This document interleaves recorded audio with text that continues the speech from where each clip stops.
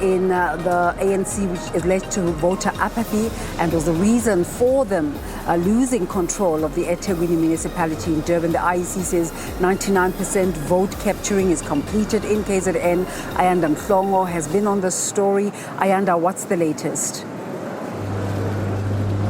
Very good morning to Desiree and good morning to our viewers. Yes, I think it's safe to say, Desiree, that at this point, if we look at the results of the province and the results of the eThekwini Metro, of course, we have been closely monitoring the result and what was going to happen with the Metro, considering the numbers of parties that were vying for the seats, 222 seats in the eThekwini Metro. It's safe to say at this point that these are going to be the final results. There's unlikely to be any change at the moment. The ANC in the province of KwaZulu-Natal being unable to get over 50% of the votes in the province and in the metro, despite their predictions and what they had earlier set out to achieve. If we look at their results in the eThekwini Metro, they have secured 41.97% of the votes, and in the province they are standing at 41.46% of the vote. So a bad performance it does seem for the ANC. They were certain that this time around they were going to able to get the 50 plus 1% of these votes. 11 o'clock today, the IEC in the province is going to be giving the final results coming from the province of KwaZulu-Natal, and also Desiree, we're going to be hearing later from the African National Congress. They are going to be here at the Results Operating Center speaking to the media on their performance. Now, to analyze and get an analysis of the situation and where we are in terms of these results, and I think mostly important, all discussions, as you said earlier on there, Desiree, in your introduction, that the big talk or the word now is going to be coalitions. Who is going to be working with who? Clearly, if you look at the eThekwini Metro, and just not in the Metro at the moment, in the province of KwaZulu-Natal, and looking at other municipalities, we have 4 hung councils. As the results are going to be come together, finalized, the seats allocations, looking at the PR votes as well, which is also going to be important, rather the PR seats, which is also going to be important. That could also lead to some changes in some municipalities, and this then could lead to some parties having to then come together in terms of having some sort of an understanding and working agreement with other parties. But for the first time, the eThekwini Metro, let me bring in our guest, our political analyst, Mam Precious Lukayeni. Mam Precious, look at the results that have come through the eThekwini Metro. Despite what the ANC had said, they have been unable to get the results that they had envisaged. At this point, 41.97% of the votes. Clearly, they are going to not be able to govern the city alone. Clearly, the results, the majority of the results are in now. Even if the remaining ones come in, there's not going to be a bigger change. But it should not be surprising for the ANC that it has done this badly in eThekwini. If you look at the trends from 2011, if you look at the numbers, then it indicates that ANC will not be able to govern alone. It will need partners. Who those partners will be, your guess is as good as mine. You recall that there are some parties who have already indicated that they are not prepared to go into coalition with the ANC.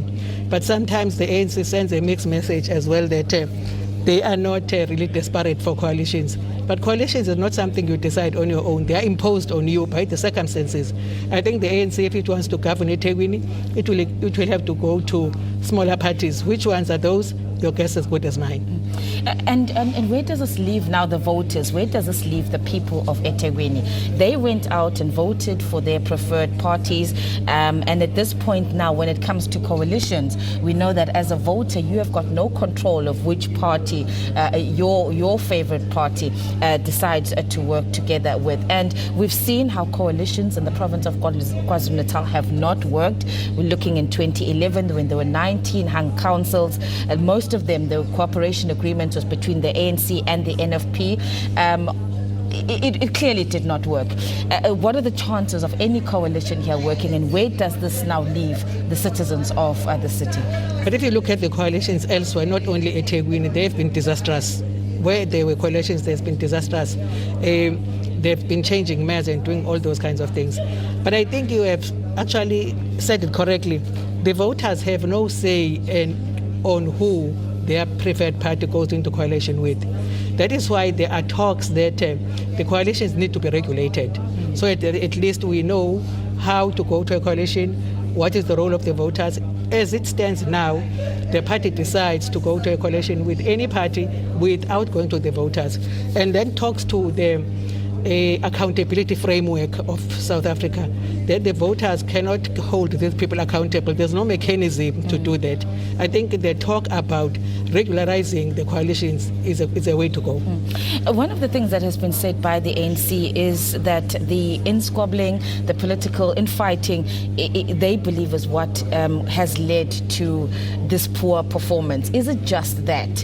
Yes, they had a number of issues within the party. Yes, there were issues around the selection of candidates where members were unhappy.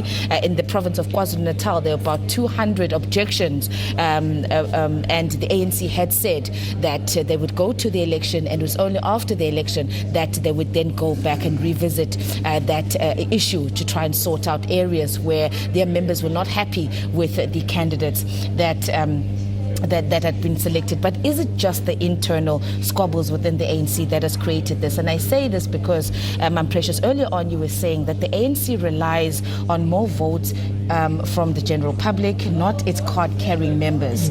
So clearly those people would not have been interested or following closely the internal squabbles of the ANC. Theirs would have been the ANC has not delivered. The main issue is service delivery.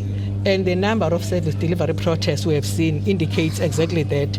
And in most of the service delivery protests, they've been in the municipalities that are run by the ANC. That should have been enough for the ANC to see that the people are angry or people are dissatisfied with their service, so they will not vote for them. It should not have come as a surprise for the ANC, but it is surprising me that it has come as a surprise to the ANC that people will not vote for them.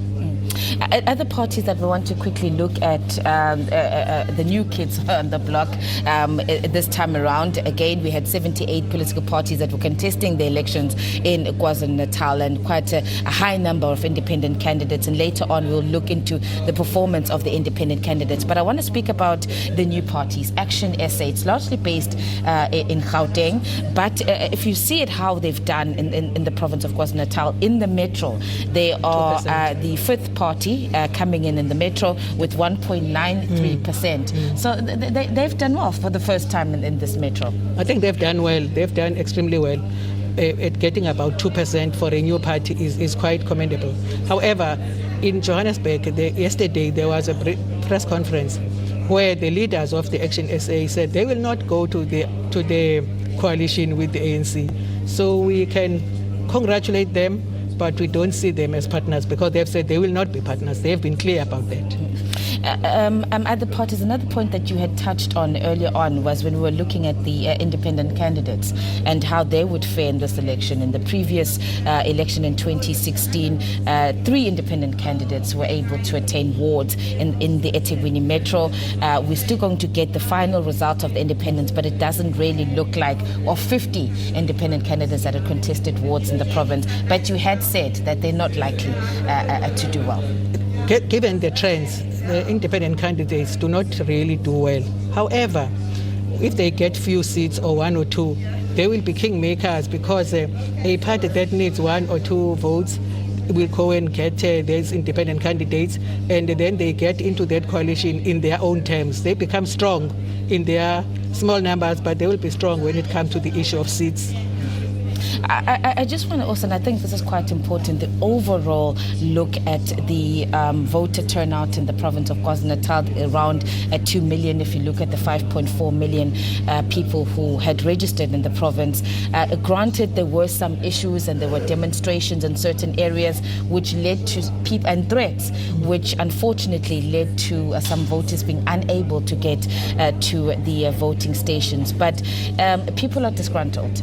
People are tired of empty promises, and in the province of KwaZulu-Natal, usually if you look at the national results in the voter turnout in the past, has had the highest number of people that has gone out to vote. Look, local government, Ayanda, is about local issues. you don't vote because of something good happening in another municipality. You look at your own. You look at service delivery in KwaZulu-Natal. It has been disastrous. There are people who go without water for days or even for months. So those are the kinds of things that discourage people from voting.